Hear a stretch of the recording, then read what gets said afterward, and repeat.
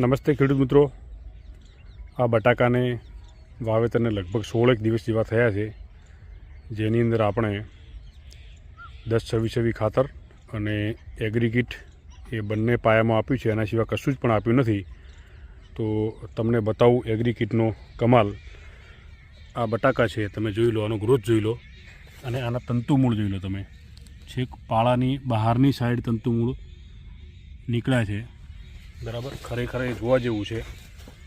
બરાબર, આ જો આની પાળો છે, એની બહારની સાઈડ તંતુમૂળ છે, સફેદ તંતુમૂળ છે. જો એગ્રીકીટનો આ કમાલ છે. બરાબર, આ મેં બટાકાનું અહીં કાપ કાઢ્યો હતો, એના તંતુમૂળ તમે જુઓ, સરસ મજાના. એ અમને આને કાઢીને બતાવશું. આ જોઈ લો, આ તંતુમૂળ જુઓ તમે ખાલી, એકદમ સરસ સફેદ તંતુમૂળ આપણને જોવા મળે છે. એટલે જે મિત્રોએ એગ્રીકીટ પાયામાં વાપરી હશે એમને બધાને આ રીતના તંતુમૂળ જોવા મળશે.